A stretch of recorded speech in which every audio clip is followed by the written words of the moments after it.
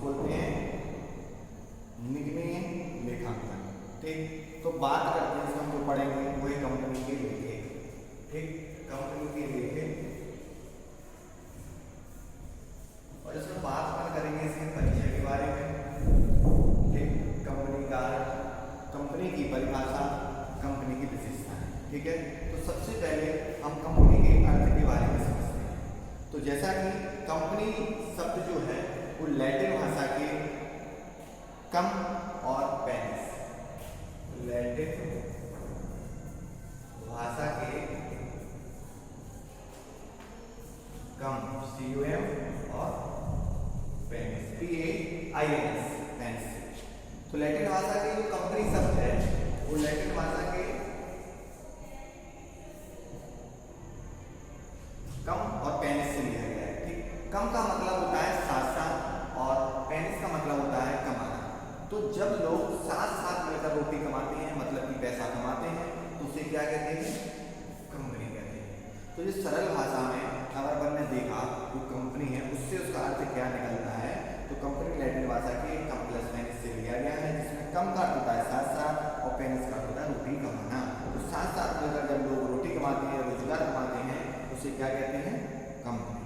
ठीक है, साथ में बताएगा तकनीकी भाषा। अगर टेक्निकल लैंग्वेज में अपन इसको समझें तो कंपनी सामान्य उद्देश्य की पूर्ति के लिए बनाए गए व्यक्तियों के ऐसे समूह से है जिसे कानून कृत्रिम व्यक्ति के रूप में मान्यता प्रदान करता है। मतलब कंपनी जो है वो एक ऐसा समूह है, सामान्य उद्देश्य की पूर्ति के लिए बनाया गया ऐसा समूह है जिसे कानून की दृष्टि में कृत्रिम व्यक्ति के रूप में मान्यता प्रदान की जाती है।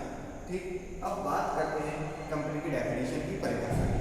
ठीक, तो कंपनी की जो परिभाषा है प्रोफेसर हेने ने बताया है कि संयुक्त पूंजी वाली कंपनी लाभ के लिए बनाई गई व्यक्तियों की ऐच्छिक संस्था है। मतलब कि जो व्यक्ति होंगे उनका जो समूह होगा वो कैसा होगा? ऐच्छिक होगा, मतलब किसी को भी जबरदस्ती उसमें शामिल नहीं किया गया होगा। जो भी लोग उस समूह में शामिल होंगे वो अपनी इच्छा से ही उसमें आने के लिए सहमत हुए होंगे, और जिसकी पूंजी हस्तांतरणीय अंशों में विभाजित होती है तथा जिसकी सदस्यता ही स्वामित्व की शर्त है। मतलब अगर आपने उस ग्रुप, उस समूह का आपने अगर किया कि सदस्यता ली, तो आप उसके क्या माने जाओगे? स्वामी माने जाओगे। यही शर्त होती है, जो भी इसके सदस्य बनते जाएंगे वो कंपनी के स्वामी कहलाएंगे। और इसमें जो पूंजी होती है वो अंशों में विभक्त होती है, हस्तांतरणीय होती है। एक और हमारे जो न्यायाधीश जेम्स है, न्यायाधीश जेम्स के अनुसार कंपनी की जो परिभाषा है वो है कंपनी एक निश्चित उद्देश्य की पूर्ति के लिए संगठित व्यक्तियों का एक समूह है। मतलब किसी भी कंपनी का जो निर्माण होता है या उसका जो संगठन होता है वो किसके लिए बनाया जाता है? किसी निश्चित उद्देश्य की वजह से। ठीक है ना, कि उन्हें भाई किस प्रोडक्ट का निर्माण करना है, जनता के बीच, समाज के बीच, देश के बीच हमें कार्य करना है, इस उद्देश्य से कंपनी का निर्माण होता है। ठीक, अब अपन बात करते हैं कि वर्तमान में जो कंपनी अधिनियम है, कंपनी अधिनियम, तो अभी वर्तमान में कंपनी अधिनियम कौन सा है? 2013। तो अभी जो कंपनी एक्ट जो चल रहा है अपग्रेडेड, ठीक, वो है 2013। इससे पहले कंपनी अधिनियम जो था वो 1956 था। इससे पहले कौन सा था? 1956। इससे पहले अगर बात करें 1956 से पहले बात करें तो 1942 था।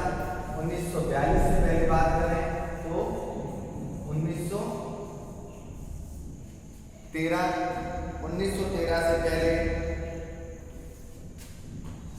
1882। ठीक, और 1882 से पहले 1866। इससे पहले जो था वो था 1866। मतलब पहला जो कंपनी अधिनियम था वो था 1866। उसके बाद उसमें सुधार हुआ, 1882 आया, फिर उसमें सुधार हुआ, 1913 आया, फिर आया हमारा 1942, 1956, और वर्तमान में प्रेजेंट में जो चल रहा है वो 2013। इस प्रकार कंपनी का अर्थ लैटिन भाषा के 2 शब्दों से लिया गया है। ठीक, उसी प्रकार कंपनी अधिनियम जो है वो 2013 है। कंपनी की परिभाषा हम लोगों ने देखी। कंपनी की परिभाषा में प्रोफेसर जेम्स और हेने और न्यायाधीश जेम्स के अनुसार। ठीक, अब अगर कंपनी की अगर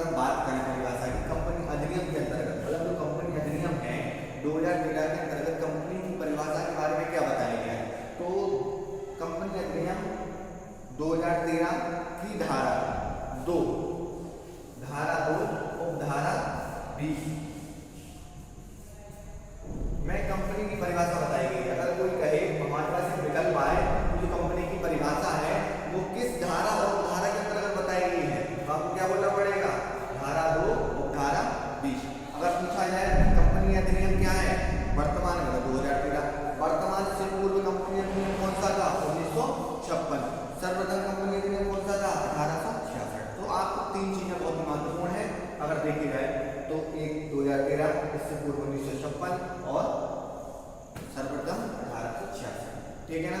उसके बाद किस अधिनियम के अंतर्गत कंपनी की परिभाषा दी गई है, धारा के अंतर्गत, धारा 2 धारा 20, ठीक। इसी प्रकार अब क्या बताया गया है, कंपनी का आशय इस अधिनियम मतलब जो भी वर्तमान में है, इस अधिनियम अथवा किसी पूर्व कंपनी अधिनियम के अधीन समावेशित कंपनी से है। मतलब कोई कंपनी के बारे में अगर कहेंगे कंपनी है तो क्या बोलेंगे कि जो वर्तमान में अधिनियम है तो उसके द्वारा उसका क्या हो, समावेशन हुआ हो, या इससे पूर्व जो अधिनियम के कंपनी अधिनियम उनके द्वारा उसका अगर समावेशन हुआ है तो वो क्या है, कंपनी है। ऐसा कंपनी अधिनियम की धारा 2 धारा 20 में बताया गया है, ठीक। अब अपन बात करते हैं विशेषताओं की,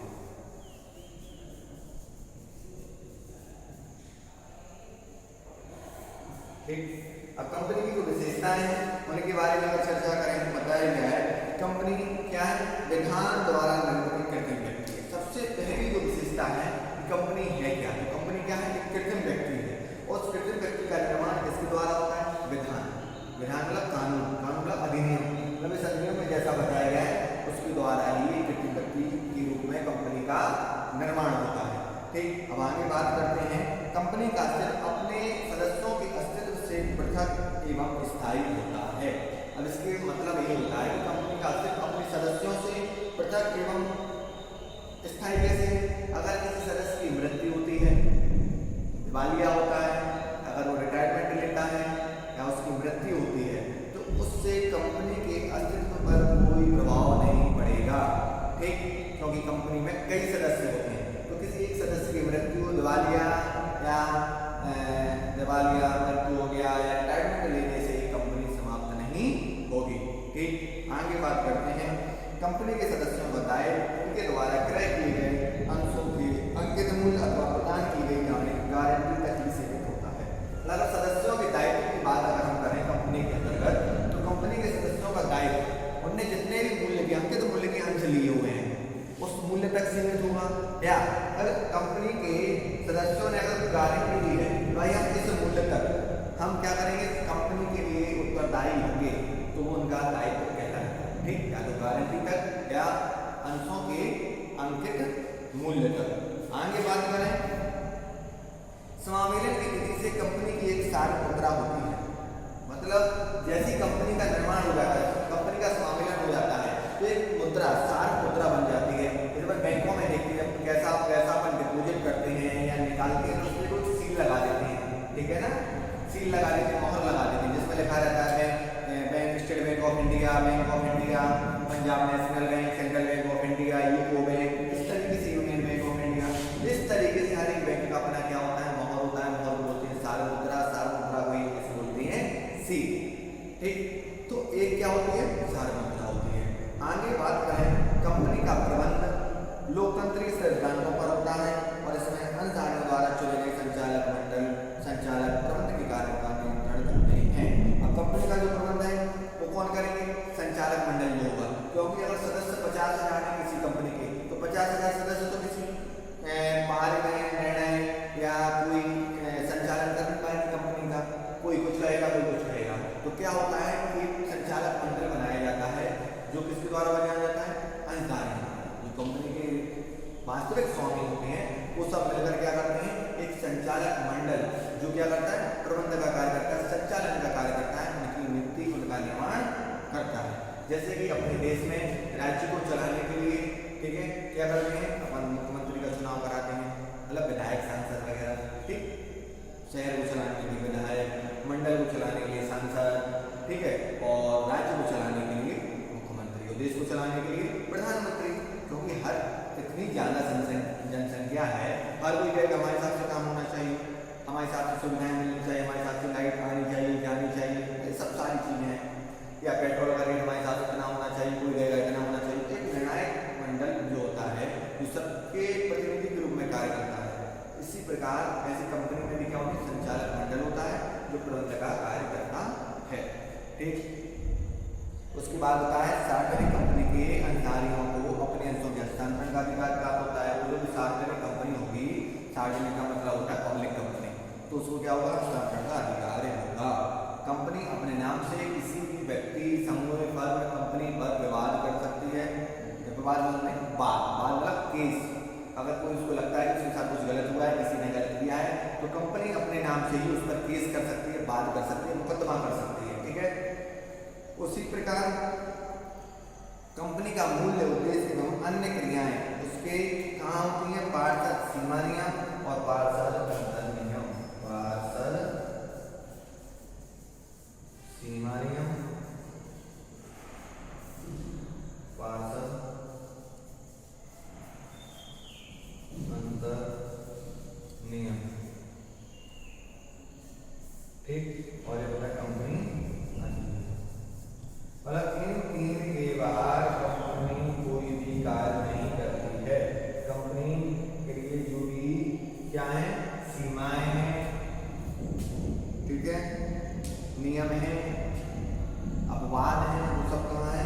पार्षद सीमा नियम, पार्षद अंतर नियम और कंपनी अधिनियम। तो कंपनी की जो भी कार्य होते हैं, जो भी सीमाएं होती हैं, जो भी दायित्व होते हैं, वो सब किसके अंतर्गत बताए गए हैं? सीमा नियम, अंतर नियम और कंपनी अधिनियम। ठीक है।